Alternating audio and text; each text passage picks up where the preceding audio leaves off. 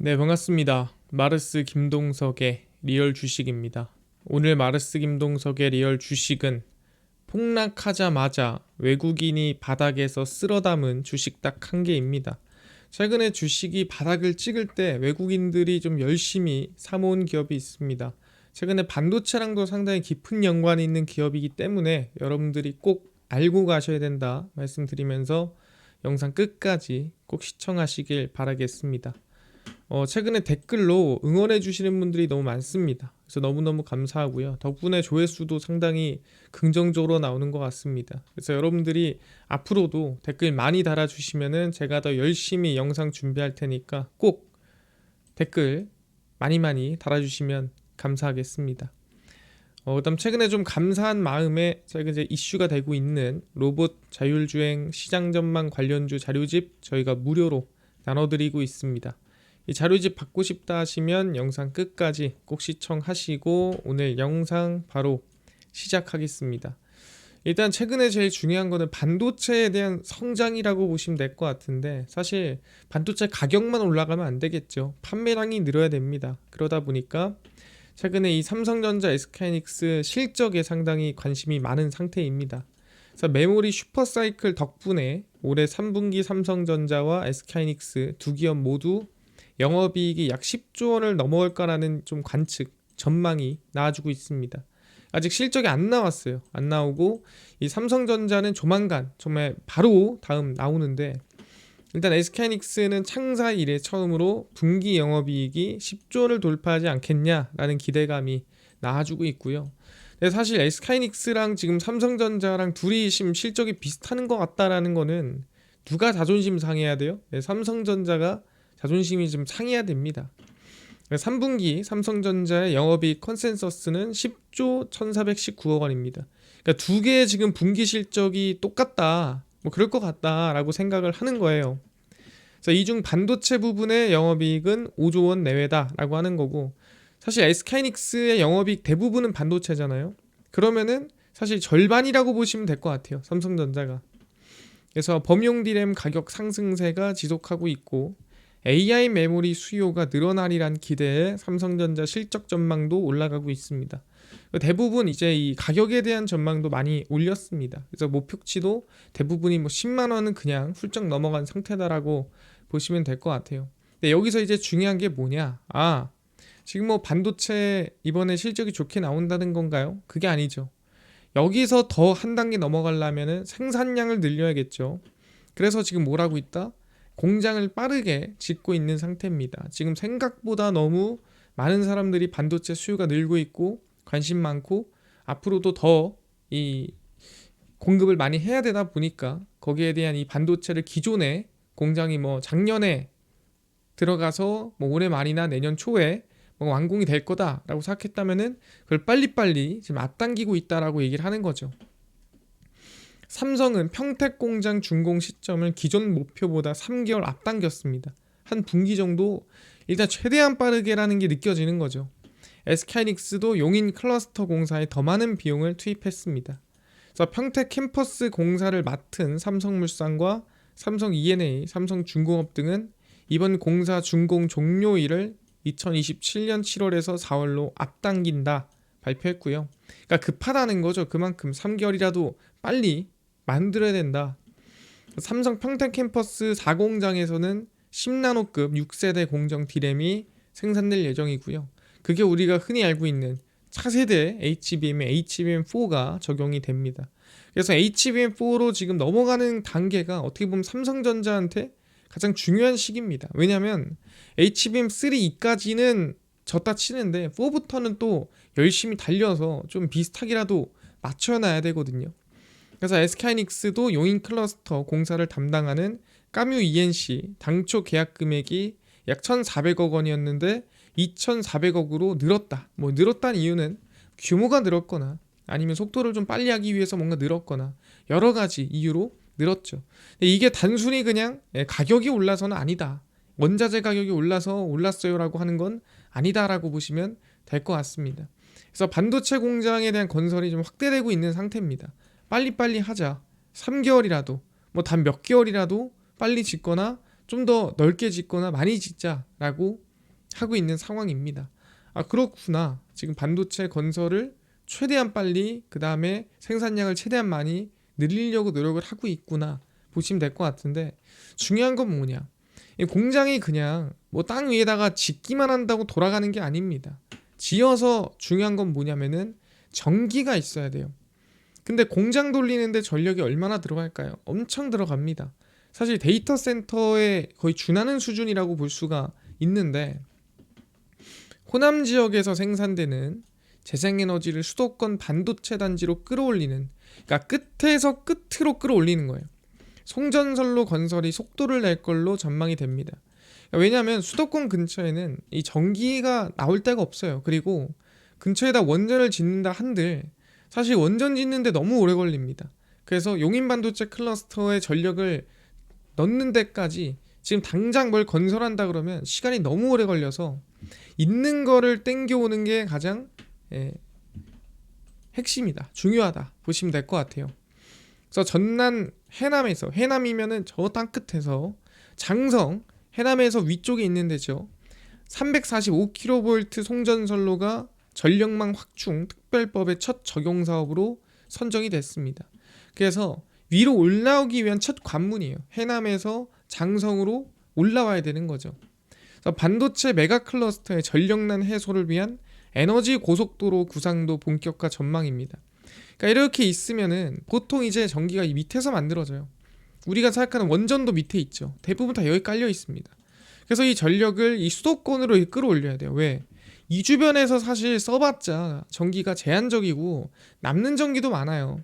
그래서 이 전기 남고 노는 전기를 위에다가, 이 중요한 데다가 전력 많이 쓰는 데다가 다 올려줘야 되는데 이 송전선로가 부족한 거죠. 그러니까 전력이 여기서 놀아버리는 거예요. 그래서 그거를 지금 빨리 깔아버리자라고 하는 겁니다. 그래서 용인 반도체 메가 클러스터의 전력 소요량이 약 8.76테라와트시에 달할 것으로 예상됩니다. 87.6 테라와트시, 이게 어느 정도인가요? 87테라? 뭐 이 정도, 이게 뭐 전기가 얼마나 쓰게 되는 거지 궁금할 수 있는데, 이걸 해보면 지난해 국내 전체 재생에너지 발전량이 얼마였냐? 63.2 테라와트시였어요. 그러니까 전체 1년 내내. 근데 국내 전체 재생에너지 발전량을 용인 한 군데다가 거의 집중해야 이거를 감당할까 말까 싶은 거예요. 그러니까 그 정도로 용인에 전력이 많이 필요한 겁니다. 그래서 전력을 저 끌어다가 빨리 올려야 된다. 그래야 밑에 생산량도 거의 100%로 돌릴 수 있는 거고, 전력이 많이 안 쓰이잖아요. 송전할 데가 없잖아. 그러면은 이 가동을 낮춰요. 그래서 가동률이 막 50%, 60% 이래 버립니다. 영암 등 다수 지방자치단체를 경유하는 96km 길이 구간으로 주민 반발로 진행이 더딘 상태입니다. 아시겠지만 내 집 위로 뭐 전선이 지나간다, 그것도 이제 초고압 직류 전선이 지나간다라고 한다면 사실 뭐 이게 안전하다 한들 이 생각보다 조금 찝찝해요. 사람들이 하지 마라 해서 주민들이 좀 반대를 많이 합니다. 그러다 보니까 그 반대를 이기기 위해서는 사실 지원금도 주고 돈도 주고 하면서, 아니면 이주금을 주든가 뭐 이런 식으로 해서 좀 도와주는 거죠. 그러다 보니까 이거를 좀 빨리 해결해야 되는 거고, 그래서 국무조정실이 직접 나서서 인허가를 일괄 처리하고 조기 합의하면은 보상금을 최대 75%까지 상향하는 원스톱 조정 전망을 보이고 있습니다. 그러니까 빨리 합의할수록 돈을 많이 드릴게요. 뭐 예를 들어 10명 중에 5명은 75%, 뭐 2~3명은 50%, 마지막 남은 사람은 25%, 뭐 이런 식으로 빨리 할수록 돈을 많이 받아 가셔라. 우리는 그러려고 온 사람들이다. 뭐 이렇게 설득을 하는 거죠. 그래서 신해남, 신장성 노선이 특별법 적용까지 받으면 착공 시기를 최대 4년 앞당길 수 있다는 전망이고요. 그러면 이제 얼추 이제 용인 클러스터 공장 완공되고 이렇게 하는 데까지 해가지고 전력을 납품할 수 있지 않겠냐. 왜냐면은 이 용인 반도체 클러스터가 100% 또 처음에 짓자마자 다 돌아가는 게 아니잖아요. 계속 늘어나는 부분이기 때문에 그렇게 따지면 전력이 얼추 맞춰서 올라오지 않겠어 라고 기대를 가지고 있는 거죠. 그래서 보시면은 이제 신해남, 신장성이 여기입니다. 여기서 이렇게 올라가는 거예요. 이게 이제 저 위까지 올라가게 되는 겁니다. 이걸 뚫어놔야 그 다음이 이어지는 거지. 이게 못 뚫어놓잖아요. 그럼 이 다음도 없는 거예요. 그래서 지금 이거를 미리 뚫어놓는 거다. 이게 시작이다라고 보시면 됩니다. 아 그렇구나. 그래서 이거를 지금 시작해서 용인으로 전력을 끌어올릴 걸로 예상이 된다. 그럼 뭐가 필요하죠? 당연히 전선이 필요하겠죠. 전선이 많이 깔릴 거고 이 전선에 대한 수요가 늘어날 가능성이 매우 높다. 근데 이거는 국내뿐만이 아닙니다. 뭐 사실 전력이 부족한 게 데이터 센터 짓는 데는 전부 다거든요. 그러니까 대한민국뿐만 아니라 전 세계가 다 부족하다라고 보시면 될 것 같습니다. 그래서 중요한 게 뭐냐? 최근에 이 두산 에너빌리티가 좀 납품을 했어요. 근데 제가 두산 에너빌리티가 좋아요라고 하는 게 아닙니다. 얘가 최근에 납품한 이유도 뭐냐면 두산 에너빌리티는 미국 내 비테크 업체와 380메가와트 규모 가스터빈 2기 공급 계약을 체결했습니다. 그러니까 두산 에너빌리티도 결국에는 뭐 때문에 했다? 이건 사실 전력 때문에 했다. 전기가 부족해서 그 전기 부족한 데다 전기 생산하려고 이거를 납품한 거죠. 이번에 공급하는 가스터빈은 신설되는 AI 데이터 센터 전력 수요 대응에 사용될 예정이더라. 자, 해당 빅테크는 글로벌 시장에서 전기자동차 사업을 주력으로 영위하면서 우주, 로보틱스, AI 분야 사업을 추진 중인 기업이다라고 얘기를 하죠. 테슬라 아닙니까? 누가 봐도 이거. 그죠? 세계 각지 데이터 센터는 기존 전력망으로 수요를 충당하기 어렵기 때문에 당연히 부족하죠. 왜냐면은 얘기했지만 기존에 뭐 10이라는 힘을 냈으면 이제는 1000이라는 힘을 내요. 그럼 당연히 힘을 1000만큼 내려면 밥을 한 공기 먹던 애가 똑같이 한 공기 먹는다고 힘을 낼 수 있을까요? 못 내겠죠. 세 공기는 먹어줘야 뭐 적어도 10에서 1000의 힘을 내지 않겠냐.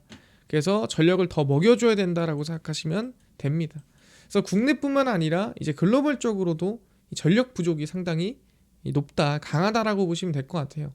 그래서 전력에 대한 수요가 늘어나는 부분이고 거기에 추가적으로 봐야 될 거는 구리 가격인데 사실 이 전선이라든가 전력 쪽에 가장 중요한 게 뭐냐면 구리입니다. 우리가 이제 보통 전선 안에 들어간 선이 뭐죠? 다 구리선이죠. 그래서 구리 가격이 최근에 계속해서 추세 상승이 만들어지고 있는 상황입니다. 그래서 이 추세가 저는 조금 더 이어지지 않을까. 이 전력에 대한 수요, 전선에 대한 수요가 이어지면은 구리 가격에 대한 관심도가 좀 이어질 수 있지 않을까라고 생각을 합니다. 그래서 지금 구간 좀 긍정적으로 좀 봐야 되는 구간이지 않을까 생각을 하고요. 그러면 이제 구리 가격 상승과 전력 전선에 대한 수요 증가, 그다음 추가적으로 전 세계적으로 전력 부족이 이어진다. 근데 거기에 실적까지 지금 크게 성장하고 있는 기업에 우린 관심을 둬야 되는 거죠. 사실 웬만하면은 실적이 크게 성장하고 있는 기업에 관심을 두고 투자를 하면은 웬만하면 크게 그렇게 리스크가 터지진 않아요. 그래서 그 기업이 어디냐라고 한다면 대원전선입니다. 대원전선은 사실 이 상당히 오래된 전선 기업 중 하나다라고 보시면 될 것 같고 사실 메인은 그러니까 매출의 한 절반 정도는 자동차 안에 들어가는 이 절연 전선들에 좀 많이 납품을 하고 있습니다. 그래서 1964년 설립이 됐고요. 올해로 61년의 역사를 가진 대원전선은 절연전선, 이게 이제 자동차 안에 들어가는 전선입니다. 전력전선, 이게 전력망에 들어간 전선이죠. 그래서 두 가지인데 매출 규모가 적지 않아요. 전력전선도 상당히 크고요. 절연전선도 큰 규모다. 전력 케이블을 주력으로 하는 국내 빅5 전선 기업이다라고 보시면 됩니다. 뭐 우리가 알고 있는 전선 기업 좀 있죠. 뭐 가운전선, LS전선, 뭐 대한전선 등등 있습니다. 그래서 절연전선 국내 시장 점유율 1위, 그 다음에 미국 공동병단 이 UL 케이블 국내 시장 점유율 1위, 그 다음에 뭐 와이어링 하네스 뭐 이런 거 1위라고 보시면 될 것 같아요. 그래서 뭐 정선 뭉치 자동차에 들어가는 그런 것도 이제 만드는 기업이고요.